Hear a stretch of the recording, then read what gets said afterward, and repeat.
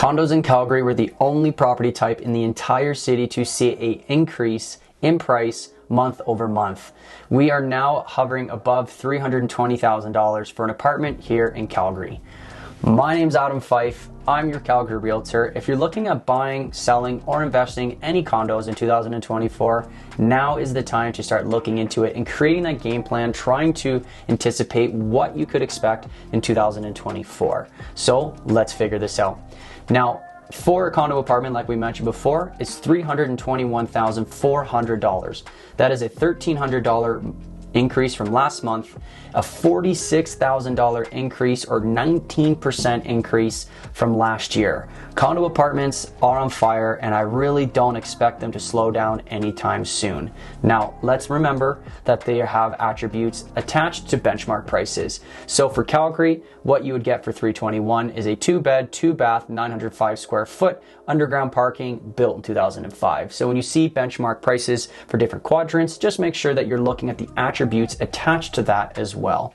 Now, let's start to unravel this a little bit by figuring out what the Calgary Real Estate Board has written about condo apartments here in Calgary. If you want to read it on your own, pause the video, skip to the next chapter, or listen to what I have to say.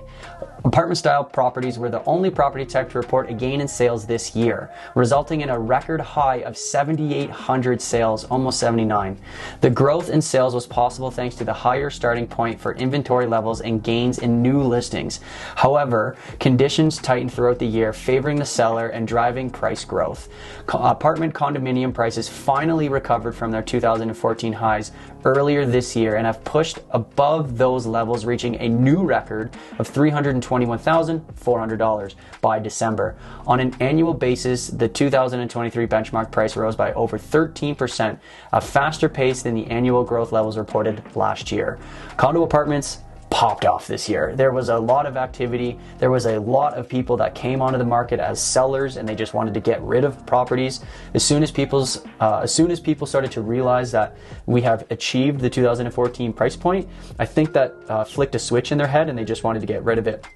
There was a lot of properties that I was personally looking at with clients 2021, 2, and even into 2023 that still were not at the prices that they paid in 2006, 2007 and 8, 2013, 2014. There's still a lot of apartments out there that have not fully recovered, but the benchmark price or the average price has. So Calgary is starting to achieve new record highs, but there's still a lot of people out there that have not fully recovered yet. It is pretty crazy.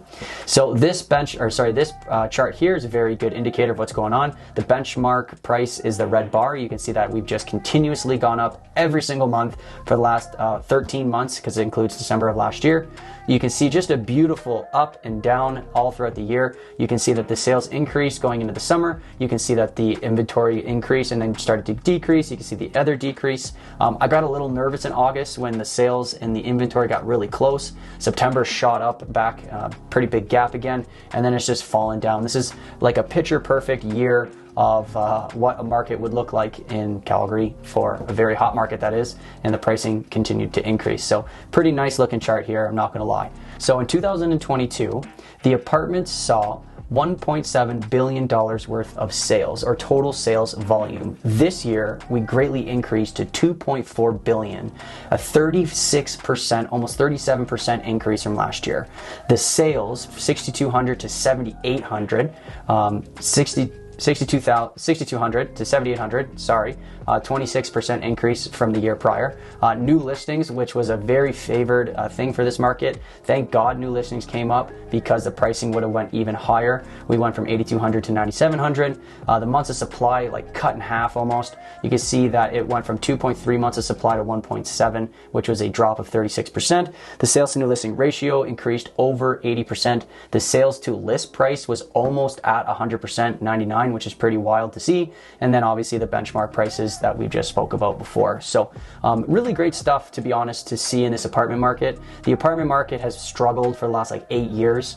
So I mean, for a lot of you new buyers out there that are probably watching this video, you're not very happy with this. Obviously, you want to move here and buy a cheap product. But just given the fact of what Calgary's gone through over the last 8 years, it is kind of welcoming for some of the people here in the condo market. So very interesting take on what happened in Calgary. So clearly, the market is very, very tight. Now this is a trend line. You can see the trend is trending downwards. The months of supply is going to continue to stay fairly low going into 2024. So it's very important that you have an idea of what you're getting into.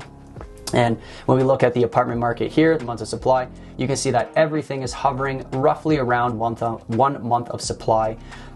When you don't factor in the city center and northwest, everything else is at 1. So city center above 2, northwest just right in between 1.5 and 2 months of supply there, which are still technically sellers markets, just a little bit slower pace, meaning that the northwest might have more inventory than places like Calgary North. So a little bit more interesting there, because you'd think that it's a little bit more sought after, but that's nor here nor there. So this is the benchmark price for those individual quadrants. You can see that everything is relatively within the same area, minus Calgary East. You can see that they have closer to 200,000.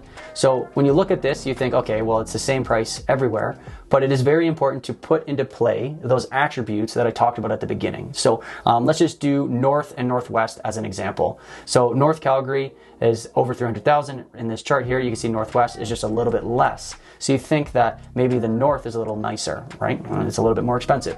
So when you look at the North and you look at the Northwest, you can see that North Calgary is 2-bed, 2-bath, 875 square foot, built in 2008. Where the Northwest, which is cheaper, is a 2-bed, 2-bath, 910 square foot, built in 2001. So it's a little bit of an older product. So people might not want to pay that much for an older product. So it's very important that you put these attributes into play. So if you're moving here, you got a pre-approval of X, you want to know what your money will get you, come back to this video and then you can kind of see roughly which quadrants, what the benchmark attributes are for those quadrants. So if the North and the Northwest had this, the same attributes, the North would be more expensive, because a 2001 building is obviously less desirable than a 2008. So if there was a 2008 building in Northwest, it would be more expensive than North. So a little bit of a weird explanation there. So here is the year-over-year price chart growth. Here is the price growth comparison chart. I'm spilling over my words today. You can see that the Calgary East as well as Northeast saw the biggest increases of 30 and 35% year over year. Massive, massive increases. Everything else is hovering around that 20%, with Calgary West seeing the lowest increase. But where does that leave you? So this is a very, very cool platform. If you've seen any of my other videos, I talk about this in every one. This is an AI software. It works really well for condos. So if you want to just figure out what your condo is worth in this market, go ahead and put it in the software. Yes, of course, I'm going to call, I'm going to text, I'm going to email, I'm going to say, hey, thank you so much for using this software. I really appreciate it. There's a lot of people that are not intending on selling and they're just curious, and that's totally fine.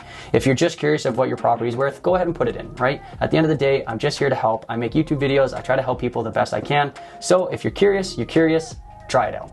So with that being said, this is the microeconomic breakdown for the entire city. So each individual quadrant. So you can see the sales, the new listings, and the sales to new listings ratio. You can see that on average, the total city saw almost 107% sales to new listing ratio.